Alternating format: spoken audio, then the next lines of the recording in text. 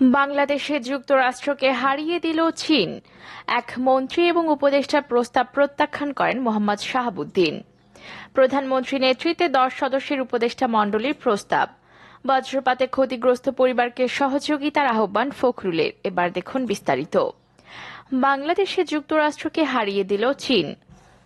বাংলাদেশের 22তম রাষ্ট্রপতি হিসেবে শপথ নিয়েছেন মোহাম্মদ শাহাবুদ্দিন। রাষ্ট্রপতি হিসেবে শপথ নেওয়ার 1 ঘন্টার কম সময়ের মধ্যে চীনের রাষ্ট্রপতি শি জিনপিং নতুন রাষ্ট্রপতিকে অভিনন্দন জানান। অন্য যে কোনো দেশের আগে চীনের রাষ্ট্রপতির অভিনন্দন চীনের রাজনীতিতে একটি নতুন দৃষ্টান্ত বলে মনে করছেন কূটনৈতিক বিশ্লেষকরা। মার্কিন যুক্তরাষ্ট্র কিংবা অন্যান্য দেশগুলোর আগে চীনের রাষ্ট্রপতির অভিনন্দন একটি নতুন ধরনের বার্তা দিল। এই বার্তার ভেতর দিয়ে স্পষ্ট হলো যে বাংলাদেশের ব্যাপারে চীন এখন বেশ আগ্রহী। গত কিছুদিন ধরেই বাংলাদেশকে নিয়ে চীন এবং যুক্তরাষ্ট্রের যে কূটনৈতিক লড়াই চলছে সেই লড়াইয়ে আপাতত চীন জয়ী হবে বলেই মনে করছেন বিশ্লেষকরা। অপরদিকে এক মন্ত্রী এবং উপদেষ্টার প্রস্তাব প্রত্যাখ্যান করেন মোহাম্মদ শাহাবুদ্দিন। মোহাম্মদ শাহাবুদ্দিন দেশের 22তম রাষ্ট্রপতি হিসেবে শপথ নিচ্ছেন। রাষ্ট্রপতি হিসেবে তার নিয়োগ ছিল বাংলাদেশের রাজনীতির ইতিহাসে অন্যতম চমক। আওয়ামী লীগের কোনো আলোচিত নেতা ছিলেন না। একজন বিচারক হিসেবে সফল কর্মজীবন শেষ করে তিনি অবসরে যান। সেখান থেকে তাকে নিয়োগ দেওয়া হয়েছিল দুর্নীতি দমন কমিশনের কমিশনার হিসেবে। দুর্নীতি দমন কমিশনের 5 বছরের দায়িত্ব শেষ করে অবসর গ্রহণ করেছিলেন। ইচ্ছা ছিল জাতীয় নির্বাচনে পাবনার একটি আসন থেকে অংশগ্রহণ করার, কিন্তু সেই নির্বাচনে অংশগ্রহণ করার বদলে তিনি বাংলাদেশের সর্বোচ্চ সাংবিধানিক পদে অধিষ্ঠ হতে যাচ্ছেন। কেন এবং কিভাবে তিনি রাষ্ট্রপতি হিসেবে সরকারি নীতি নির্ধারকদের বিশেষ করে প্রধানমন্ত্রীর ভাবনায় এলেন, এই সম্পর্কে পাওয়া গেছে চাঞ্চল্যকর তথ্য। মোহাম্মদ শাহাবুদ্দিন নিজেই এই চাঞ্চল্যকর তথ্য প্রকাশ করেছেন। বাংলা ইনসাইডারের সঙ্গে আলাপচারিতায় তিনি এই তথ্য প্রকাশ করেন। জানা গেছে মোহাম্মদ শাহাবুদ্দিন যখন দুদক কমিশনার হিসেবে দায়িত্ব পালন করেছিলেন সেই সময় পদ্মা সেতুতে দুর্নীতির অভিযোগ উত্থাপিত হয়। দুর্নীতির এই অভিযোগের প্রেক্ষিতে বিশ্বব্যাংক পদ্মা সেতুতে অর্থায়ন বন্ধের ঘোষণা দেয়। সরকারের পক্ষ থেকে বিশ্বব্যাংকের সাথে শুরু হয় দেন দরবার। বিশ্বব্যাংক এর সদর দপ্তর ওয়াশিংটনে যান প্রধানমন্ত্রীর একজন উপদেষ্টা এবং বাংলাদেশের প্রয়াত অর্থমন্ত্রী আবুল মাল আব্দুল মুহিত। দুজনে বিশ্বব্যাংককে বোঝান যে অর্থ পাওয়ার জন্য তারা যা কিছু দরকার, যে ধরনের স্বচ্ছতা আনয়ন করা দরকার সবকিছুই করবেন। এর প্রেক্ষিতে বিশ্বব্যাংক আবারও পদ্মা সেতুতে অর্থায়নের জন্য রাজি হয় এবং বাংলাদেশে পদ্মা সেতু নিয়ে দুর্নীতির বিষয়ে একটি নিরপেক্ষ তদন্তের জন্য দুর্নীতি দমন কমিশনকে অনুরোধ জানায়। সেই ভিত্তিতে পদ্মা সেতুর দুর্নীতি তদন্তের জন্য বিশ্বব্যাংকের একটি প্রতিনিধি দল বাংলাদেশে আসে ওকাম্পোর নেতৃত্বে। এই প্রতিনিধি দল দুর্নীতি দমন কমিশনের সঙ্গে দফায় দফায় বৈঠক করে। এই সময় বিশ্বব্যাংকের অর্থ পাওয়ার জন্য সাবেক অর্থমন্ত্রী ও প্রধানমন্ত্রী আন্তর্জাতিক বিষয়ক উপদেষ্টা গওহর রিজভী, দুদক চেয়ারম্যান সহ অন্যান্য কমিশনারদের সঙ্গে আলাদা আলাদাভাবে বৈঠক করেন। জানা গেছে এই বৈঠকগুলো অনুষ্ঠিত হয়েছিল প্রয়াত অর্থমন্ত্রী আবুল মাল আব্দুল মুহিতের গুলশানের বাসভবনে। দুর্নীতি দমন কমিশনের চেয়ারম্যান সহ অন্য সকল কমিশনারদের আমন্ত্রণ করা হয়েছিল প্রাতরাশের জন্য এবং এই প্রাতরাশ করতে করতেই দুদক যেন বিশ্বব্যাংকে সহযোগিতা করে এই ব্যাপারে তাদেরকে নির্দেশনা করে দেয়। প্রস্তাবনায় বলা হয়েছিল বিশ্বব্যাংকের অনুরোধে অনুযায়ী তৎকালীন সেতুমন্ত্রী সৈয়দ আবুল হোসেনকে গ্রেফতার করা হবে এবং তাকে রিমান্ডে এনে জিজ্ঞাসাবাদ করা হবে। এর ভিত্তিতে তারা যে বক্তব্য দিবেন সেই সমস্ত বক্তব্যের ভিত্তিতে তদন্ত এগিয়ে চলবে। তৎকালীন দুদক চেয়ারম্যান এবং অন্য 2 কমিশনার এ ব্যাপারে সম্মত হয়েছিলেন, কিন্তু বাদ সাধেন মোহাম্মদ শাহাবুদ্দিন। মোহাম্মদ শাহাবুদ্দিনকে প্রাতরাশের দাওয়াত দেওয়া হয় সবার শেষে। সে সময় তাকে একই প্রস্তাব দেওয়া হয় এবং মোহাম্মদ শাহাবুদ্দিনকে জানানো হয় যে অন্য নির্বাচন কমিশনের কমিশনার এবং দুদক চেয়ারম্যান এ ব্যাপারে সম্মতি দিয়েছেন।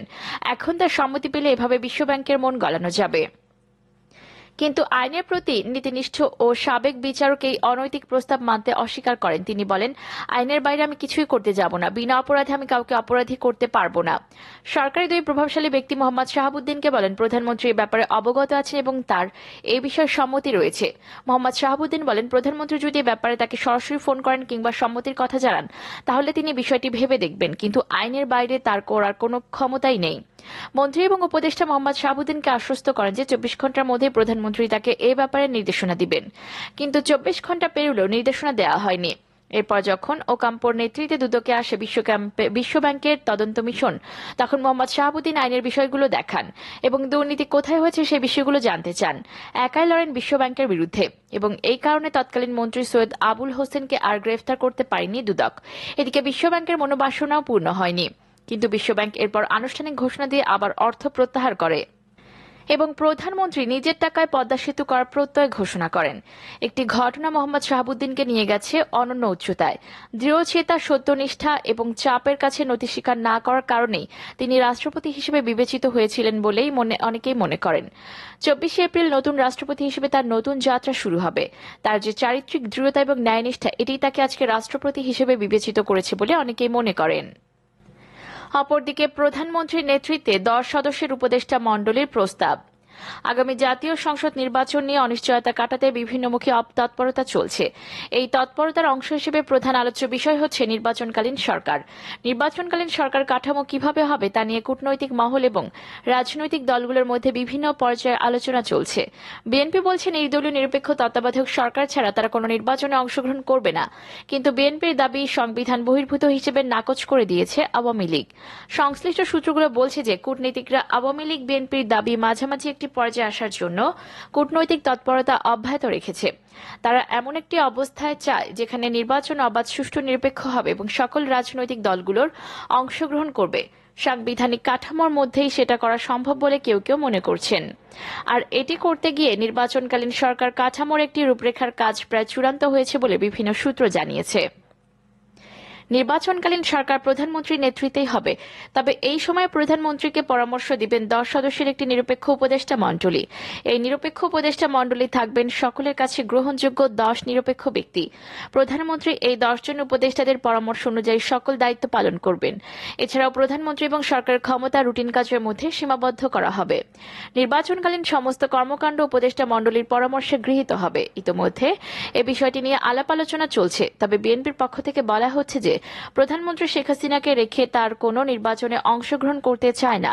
বিএনপির পক্ষ থেকে বলা হচ্ছে যে কোনো সমঝোতার অন্যতম এবং প্রধান শর্ত হতে হবে প্রধানমন্ত্রী শেখ হাসিনার পদত্যাগ, কিন্তু সেটির ব্যাপারে আওয়ামী লীগ এবং কূটনৈতিক মহল কেউই একমত নয়। বাংলাদেশের বর্তমান সংবিধান অনুযায়ী প্রধানমন্ত্রী হবেন তিনি সংসদের সংখ্যাগরিষ্ঠ সদস্যদের আস্থাভাজন হিসেবে পরিচিত হবেন। সংসদীয় দলের নেতা যিনি, তিনি প্রধানমন্ত্রীর দায়িত্ব পালন করেন।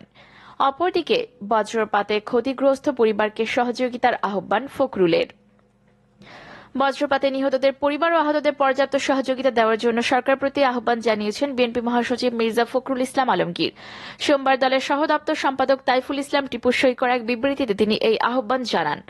বেলা 11টায় সুনামগঞ্জের বজ্রপাতে 6 জনের মৃত্যু ও 2 জন মারাত্মকভাবে আহত হন। এ ঘটনায় বিএনপি মহাসচিব গভীর দুঃখ ও শোক প্রকাশ করেছেন।